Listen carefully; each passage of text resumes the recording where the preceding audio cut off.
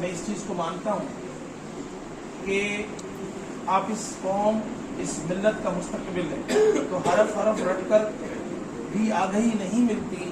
آگ نام رکھنے سے روشنی نہیں ملتی، آدمی سے انسان تک آؤ گے تو سمجھو گے، کیونکہ چراغ کے نیچ کے روشنی نہیں ملتی۔ میں پروفیسر صاحب جو پرنسپل صاحب ہیں اور باقی ماندہ پروفیسر صاحبان بیٹھے ہوئے ہیں، ان کا شکر گزار ہوں، اور سب سے زیادہ آپ بچوں کا،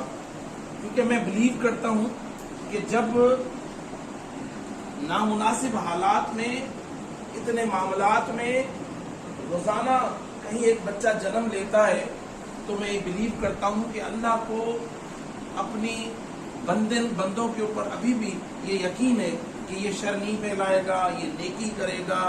یہ ساری چیزیں کرے گا، تو تبھی یہ بچے پیدا ہو رہے ہیں۔ تو جب آپ پیدا ہوئے تھے، جب آپ پڑھ کر آئے، آپ ایک پیدائش ہو جو بیٹا آپ تھوڑا سا آگے ہو جائیں، آپ تھوڑا سا آگے ہو جائیں، اور کوشش، میں حیدرآباد سے آیا ہوں آپ سے بات کرنے کے لیے،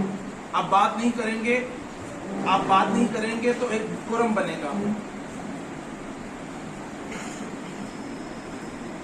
ہم بغیر شیڈول کے، ایک چھوٹی سی، طارق صاحب نے کہا کہ یہ لیکچر دینا ہے، تو میں نے کہا میں آ جاؤں گا۔ Basically I can introduce myself کہ میں WHO کا ماسٹر ٹرینر ہوں مینٹل ہیلتھ پہ، اور UNODC کا ماسٹر ٹرینر ہوں ٹریٹمنٹ پروگرام پہ، ٹھیک ہے، سینئر سائیکیٹرسٹ ہوں سندھ گورنمنٹ ہیلتھ ڈپارٹمنٹ میں، اور یہاں ابھی ہم نے MK راستہ میڈیکل سینٹر کا عنقریب افتتاح کرنے والے ہیں۔ اس کے علاوہ حیدرآباد میں میرے پاس 80 بیڈڈ ہاسپٹل ہے، جہاں ہم 2003 سے منشیات کے خلاف کام کر رہے ہیں۔